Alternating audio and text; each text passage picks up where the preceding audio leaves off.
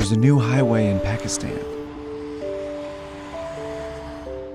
and a new rail terminal in Kazakhstan.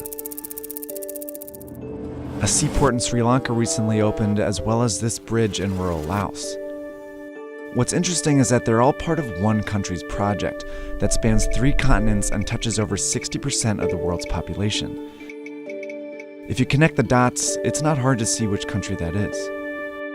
This is China's Belt and Road Initiative, the most ambitious infrastructure project in modern history that's designed to reroute global trade. And it's how China plans to become the world's next superpower.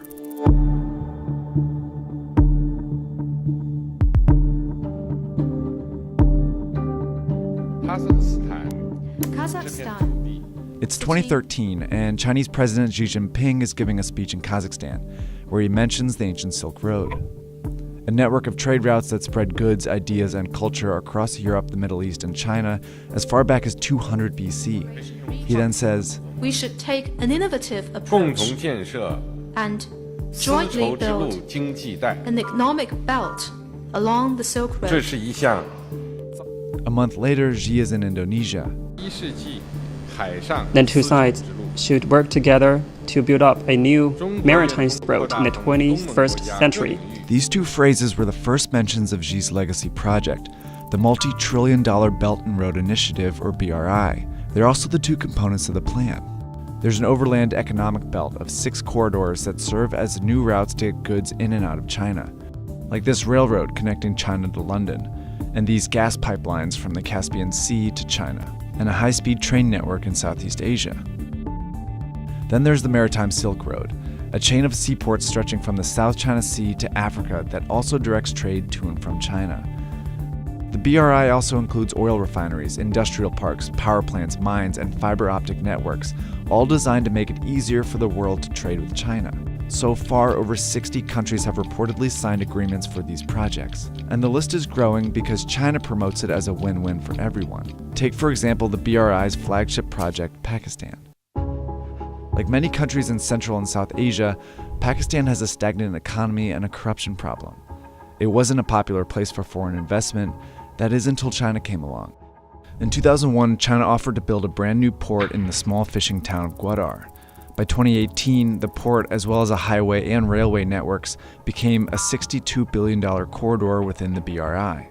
It's where the economic belt meets the Maritime Silk Road, and it seemed to benefit both countries. Pakistan saw its highest GDP growth in 8 years and forged a tight relationship with a major world power. China, on the other hand, secured a new alternative route for goods, especially oil and gas from the Middle East.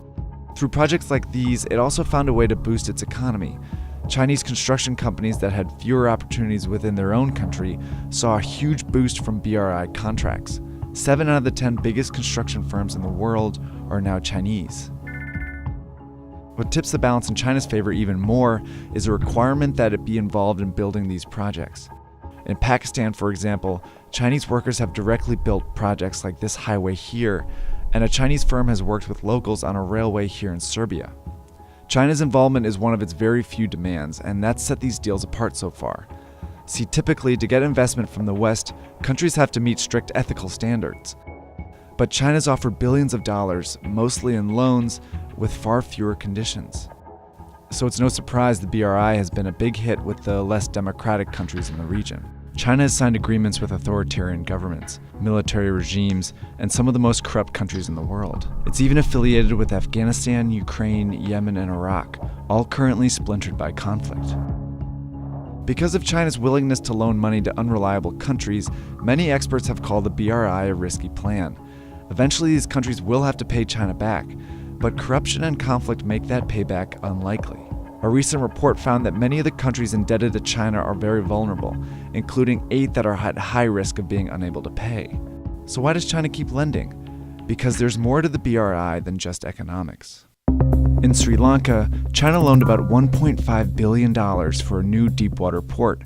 It was a key stop on the Maritime Silk Road. By 2017, it was clear Sri Lanka couldn't pay back the loan, so instead they gave China control of the port as part of a 99-year lease. China also controls the strategic port in Pakistan, where it has a 40-year lease. It's pushing for a similar agreement in Myanmar, and it just opened an actual Chinese naval base in Djibouti. These are all signs of what's been called the string of pearls theory.